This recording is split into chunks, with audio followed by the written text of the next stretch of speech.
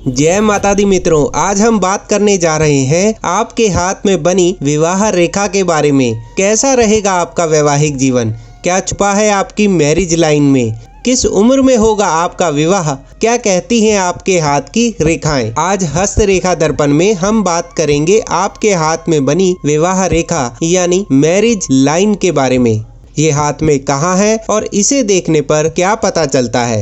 Video को शुरू करने से पहले इसे लाइक कर दें और चैनल को सब्सक्राइब करना ना भूलें, हमें इससे मोटिवेशन मिलता है।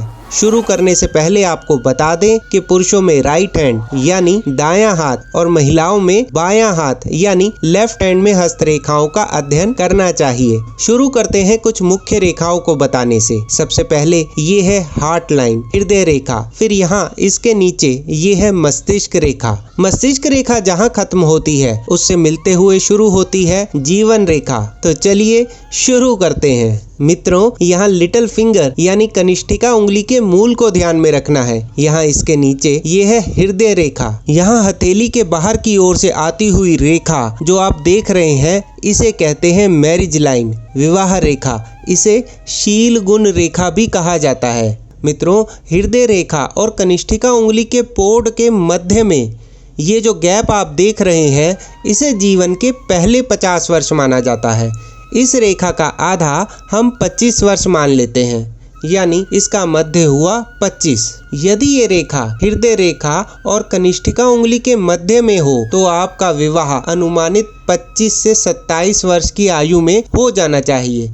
अगर ये मध्य से थोड़ा और ऊपर है तो आपका विवाह 25 से 30 वर्ष की आयु में होने की संभावना है। अगर आपकी मैरिज लाइन विवाह रेखा हृदय रेखा की ओर है तो 25 वर्ष से कम उम्र में ही विवाह के योग बनते हैं। दूसरी ओर यदि ये रेखा मध्य से थोड़ा ऊपर की ओर है तो 25 वर्ष के बाद विवाह के योग बनते हैं। इस रेखा की पोजीशन ध्यान से देखने पर आपको विवाह की सही उम्र का अंदाजा लग जाएगा। अब बात करते हैं आपके होने वाले जीवन साथी या संघनी के बारे में। अभी जो वैवाहिक रेखा मैंने आपको बताई, अगर वो विवाह रेखा आपके हृदय की ओर झुकी हुई है तो इस स्थिति में आपका होने वाला जीवन साथी या संघनी के साथ आपके संबंधों में खटास आती है और आगे जाकर आपका वैवाहिक जीवन खराब हो सकता है। यहाँ वैवाहिक जीवन में मन हावी रहता है, आपका मन एक दूसरे से नहीं मिलेगा। यहाँ वैवाहिक संबंध एक समझौता बन के रह जाएगा। इस बात को पक्का करने के लिए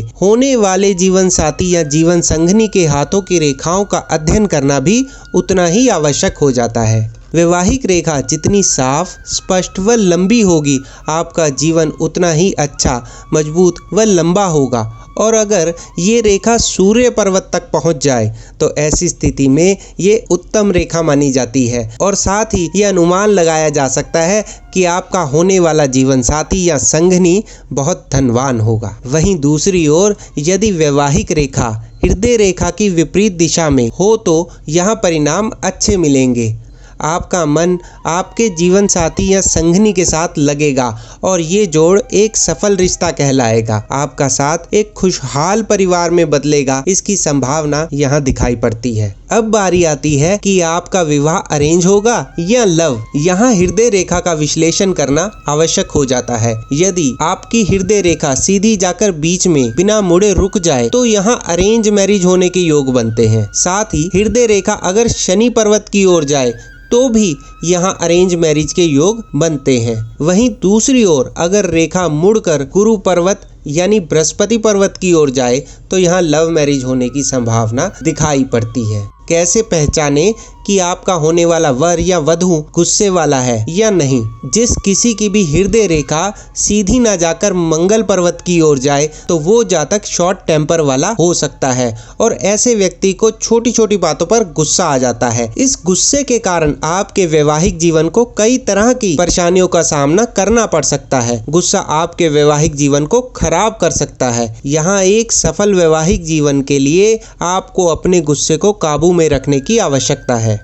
कई लोगों में ये भ्रांति है कि अगर हाथ में 2 मैरिज रेखाएं हैं तो 2 विवाह होंगे। ऐसा बिल्कुल ज़रूरी नहीं है। अगर किसी व्यक्ति में ये 2 हैं या उससे ज़्यादा रेखाएं हैं तो संभवतः इसे गुरु शिष्य प्रेम, आध्यात्मिक प्रेम या मानसिक प्रेम से जोड़कर भी देखा जाता है। ज़रूरी नहीं कि आपके हाथ में 2 वैवाहिक रेखाएं हैं तो आपके 2 विवाह ही होंगे। किसी किसी व्यक्ति में अगर ये रेखा टूटी हुई है और एक और लंबी रेखा निकल रही है तो यहाँ 2 विवाह होने की संभावना बनती है। अगर पहला विवाह सफल नहीं होता है तो, या आपका तलाक हो जाता है तो दूसरा विवाह होने की संभावना यहाँ बनती है। यहाँ किसी रिश्ते को पक्का करने के लिए विवाह रेखा के साथ हृदय रेखा और शुक्र पर्वत का अध्ययन करना भी जरूरी हो जाता है।